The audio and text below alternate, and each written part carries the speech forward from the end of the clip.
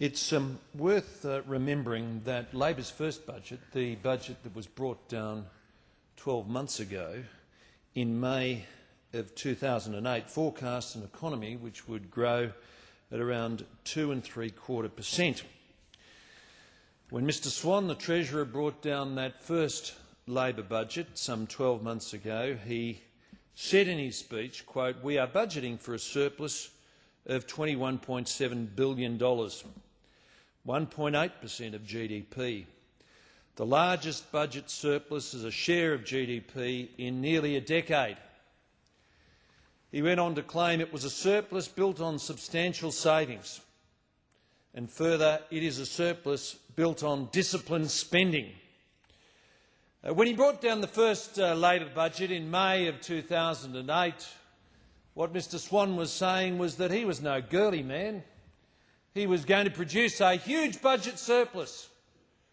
None of these wussy coalition budget surpluses of 1.5% or 1.3 or 1.4. He was going to produce a budget surplus of 1.8% of GDP. Now, of course, Mr Deputy Speaker, none of what he forecast came to fruition. None of it. As I said at the time, the 2008 budget is best filed in the fiction section of the Parliamentary Library, because the forecasts couldn't be held from May 2008 to May 2009.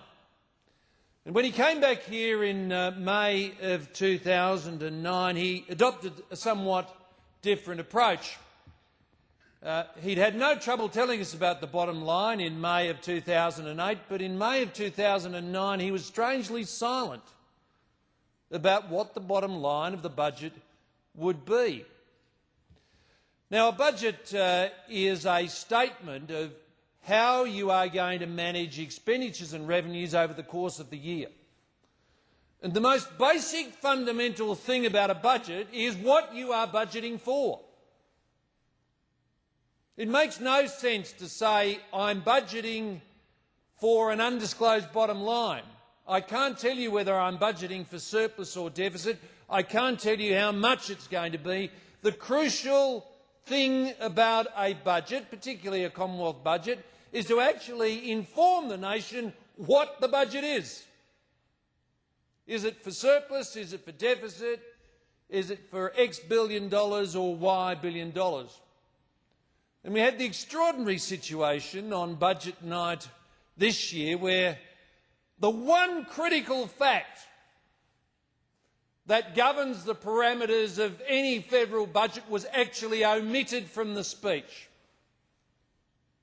Because apparently, we are told, the spin merchants of the Labor Party had said to the Treasurer, you cannot utter those words in the Parliament, it will go on film and it could be used against you. Chalk one up for the spinmeisters, but chalk one down for accountability and transparency in public debate in this country. Of course, the $22 billion surplus, which was forecast in May of 2008, came in as a $32 billion deficit. But I want to make this point. That was driven by policy decisions. Now, don't let anybody claim that the failure of the government to deliver its forecast in 2008-2009 was driven by revenue downturns, as this year's budget papers make entirely clear, Table 5 of Budget Statement number 3. It was policy measures, new spending of $33.3 billion that turned that forecast surplus into a deficit. There was, in addition to that, a parameter change, but it wasn't the parameter change that drove the budget into deficit. It was the new spending. In October there was the spending of the Economic Security Strategy. In December there was the spending of the Nation Building Strategy. In February there was the spending of the Nation Building and Jobs Plan. but it was policy measures that drove the projected surplus of 2008-9 into deficit. And again, as Table 5 Budget Statement 3 shows, in this fiscal year again, $32 billion of new spending, of new policy measures, will drive the budget into deficit. In addition to that, there are parameter changes of $45 billion, which will drive it into such a deep deficit. But again, policy measures, discretionary policy measures, drove the budget into deficit in 2008-9, as it will drive the budget into deficit in 2009-10.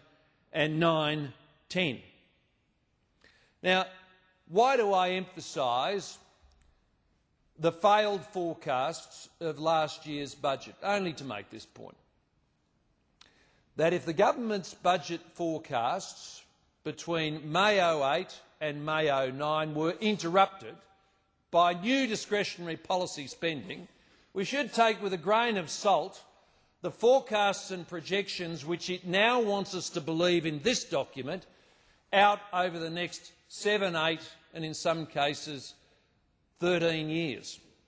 Because this government would have you believe, even though it was wildly inaccurate between May 08 and May 09 on growth forecasts and indeed on policy measures, that you can believe the projections that it gives for 6 years of continuous growth to bring the budget back into balance in 2015-2016. And what's more, you can believe the projections for another 7 years of continuous growth after that to retire the debt that they're building up in 21-22. Let's just consider this for a moment. The government would have you believe that for 7 years, from now until 2015-16, we will have a contraction of 0.5% this year, followed by 2.25% growth, 4.5% growth, 4.5% growth, 4% growth, 4% growth out to 2015-16, which will bring the budget back into balance. Very confident, apparently, of growth figures between now and 2015-16. It then says there will be above-trend growth after that, and then returning, once we've got to full employment, of 5%, interestingly defined as 5% in the budget papers, continuous growth to 21-22, 2021-22, as we heard from the Prime Minister in question time today. And what will be the great achievement by 2021-22? We will be back where we were in 2006. The Prime Minister says that he has a plan to get us back by 2021-22 to where we were in 2006, which is debt-free. Maybe this is what Labor meant by its education revolution. Think of those tiny tots who started school this year. After they've done 7 years of primary education, the budget will just be getting back to balance. And after they've finished all of their primary education and all of their secondary education, according to the most optimistic forecasts of this budget, just as those tiny tots that started school this year are coming out of the educational system after 13 years of education in 21-22, will be coming out of temporary debt. I wonder if those kids that are going into 13 years of education regarded as a temporary education. I wonder if those kids that are going into primary education regard 7 years of primary education as a temporary period. Because that's how this government regards it. It regards that as a temporary deficit, just as it regards 13 years of debt as temporary debt. And that's even on the most optimistic of assumptions. 2 years of 4.5%, followed by 4 years of 4%, followed by trend growth with no interruption over that period. Let me say this to the House, it just won't happen.